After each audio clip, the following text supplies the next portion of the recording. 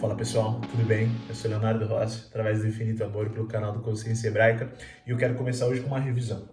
A gente viu um casal chamado Adão e Eva, que em um dado momento come de um fruto que passa a conhecer o que é bem e o que é mal e começa, de uma maneira racional e lógica, a optar por ir para um caminho ou para o outro. Esse casal tem 3 filhos, e a descendência que nos interessa se segue por um deles chamado Sete. Sete tem um filho que tem um filho que tem um filho, que tem Matusalém, que tem um filho que tem um filho que tem um filho que tem Noé. Noé tem 3 filhos, e o filho que nos interessa para seguir a descendência é Sem, que dá o nome aos semitas. Sem tem um filho que tem um filho que tem um filho que tem Abraão.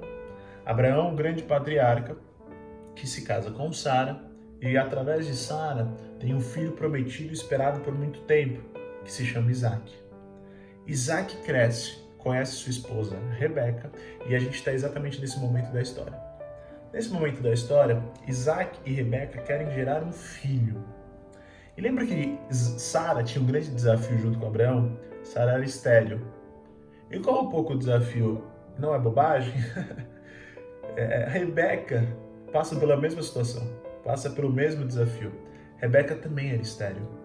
E Isaac se põe no momento ali em oração a Deus, muito provavelmente Rebeca também, e ela finalmente engravida.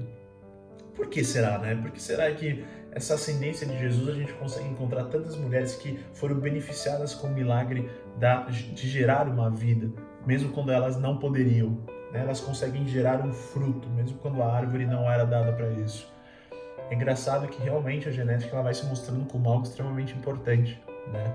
Então Deus, ele, para aqueles homens e aquelas mulheres sentirem a presença de Deus, parecia que alguns desafios tinham que acontecer para eles sentirem e abdicarem do humano deles, para eles passarem a ter visões um pouco mais amplas, para eles saírem de tendas, para eles contarem estrelas, para eles darem uma olhada nas areias que estão na areia do mar, para eles terem noção de que o mundo não era aquele cercadinho deles, que mesmo com as limitações, Deus era muito capaz de fazer qualquer coisa inimaginável por eles. Então parecia que esses homens e essas mulheres tinham que passar esses desafios para ter essa visão ampliada.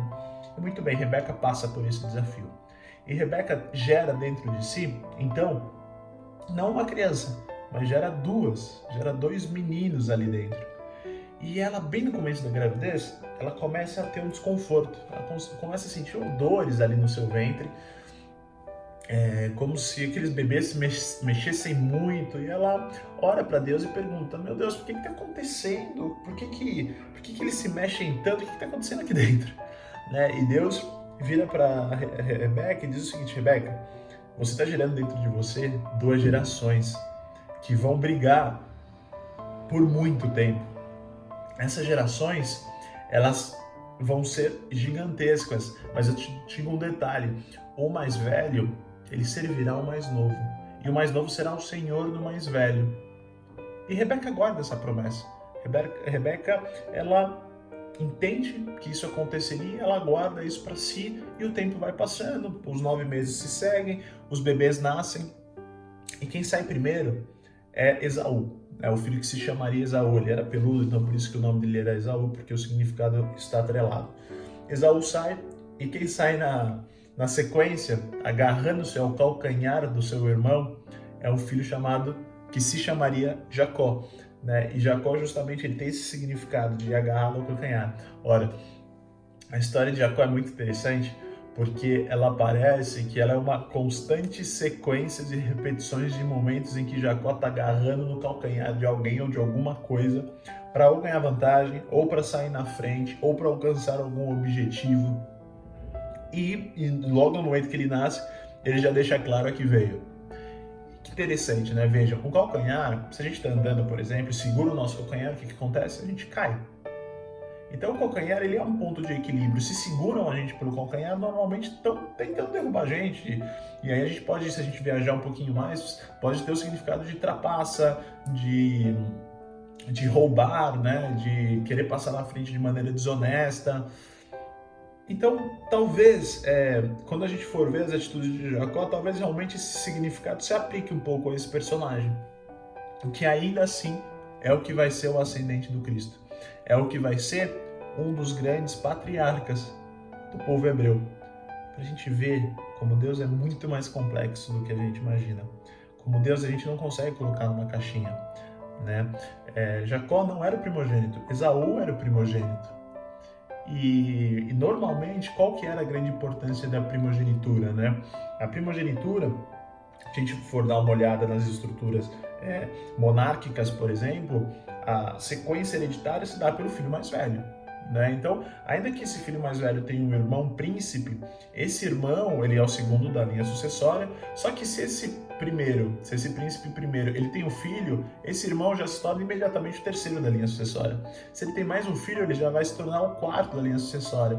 Então a primogenitura, ela tem uma relevância de poder, ela tem uma relevância de riquezas, de heranças, e quando a gente olha a nossa sociedade hoje, ela ainda também é um pouco embebida disso de alguma maneira, porque a gente ainda vê o primogênito tendo algumas preferências por conta dessa sociedade judaico-cristã que a gente está inserido, então isso ainda é um pouco vivo, mas antes era muito mais, né?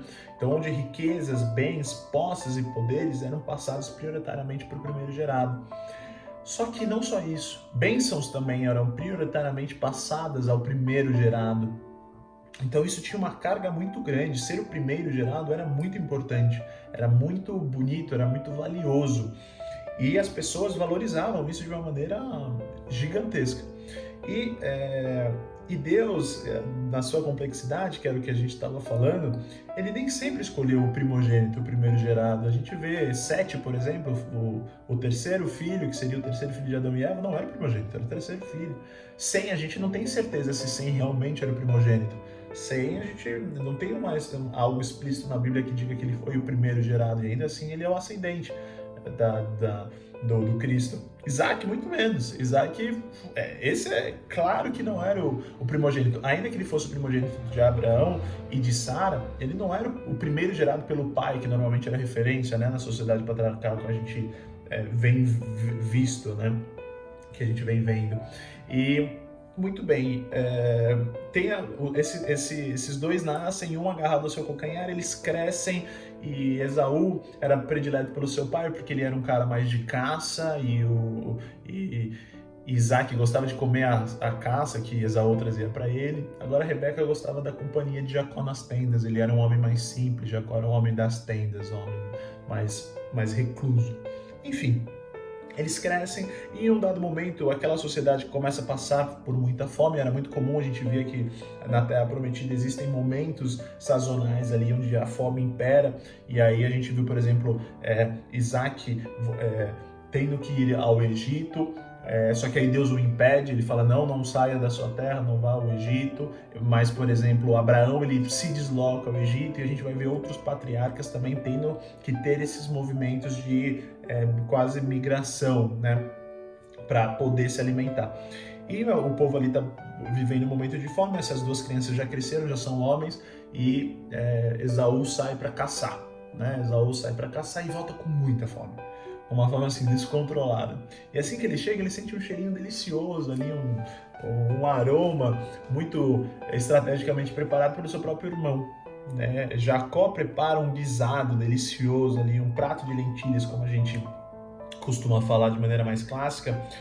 E assim que ele chega, ele fala, Jacó, pelo amor de Deus, me dá esse prato de comida, eu estou morrendo de fome. Jacó, de uma maneira muito esperta, segura no calcanhar do seu irmão e diz o seguinte, olha, eu te dou, tá? Não tem problema nenhum, mas me dá o seu direito de primogenitura. Eu quero trocar esse prato pelo seu direito, eu quero trocar esse seu momento pela eternidade que te tem proposta. Esaú, ele reflete, e eu diria que ele nem refletiu, porque era algo tão instintivo. O instinto dele estava numa escala de 0 a 100, estava 150. Ele estava realmente no ápice do seu instinto, porque ele estava com muita fome. E ele topa, ele fala, eu vou morrer mesmo, de que me adianta a primogenitura? Eu quero esse prato de comida. E aí, nesse momento em que ele abre mão dessa primogenitura, ele abre mão não só disso, né? Não só de um direito, ele abre mão de muita coisa. Tanto que em Hebreus, lá na frente, vai dizer, não seja profano como Esaú, que abriu mão da sua primogenitura. O que é profano? Aquilo que está oposto ao sagrado. Então Esaú, ele não ligou, né, para a promessa que tinha carregado, e ele sabia, ele sabia, mas ele não refletiu sobre isso, que ele seria um ascendente de gerações, porque ele já tinha visto as grandes promessas que o seu próprio pai tinha recebido. Ele sabia que Deus não ia deixar ele na mão, Deus não ia deixar ele morrer de fome, porque alguma coisa tinha que acontecer, porque a promessa que estava sobre aquele homem era gigantesca. Mas Deus lá atrás já havia avisado, né, que o menor seria o senhor do maior, do mais velho. E assim se dá. Esaú, ele abre mão da sua primogenitura. E a mensagem do vídeo de hoje é o seguinte: não vamos abrir mão do momentâneo, do temporário, do que vai morrer no tempo, em nome de instintos, né? Em nome de momentos, né? Vamos esquecer isso, deixa isso para lá, deixa o instinto, deixa o temporário e abra mão em nome do eterno. Nunca deixe que o eterno seja diminuído ao momentâneo. Não troque o eterno pelo momento. Essa é a grande mensagem.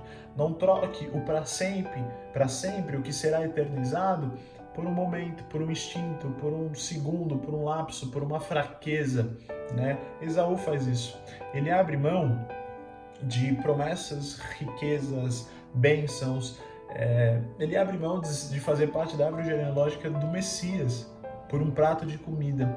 E olha como a comida realmente é algo instintivo nosso, né? Quando Jesus está sendo tentado no deserto, o que o diabo fala em um dado momento? Ele vira para ele e fala o seguinte: olha, faz essa pedra aqui virar um pão.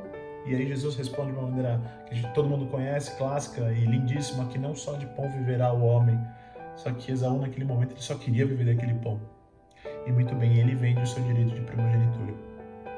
E tudo que se segue a partir dali vai ser uma consequência dessa venda, uma consequência dessa troca.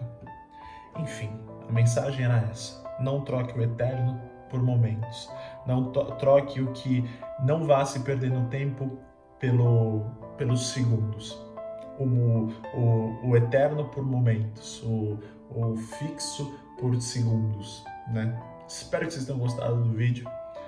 Se puderem fazer seu comentário, deixar o seu like, isso é extremamente importante pra gente. Valeu, muito obrigado, até a próxima.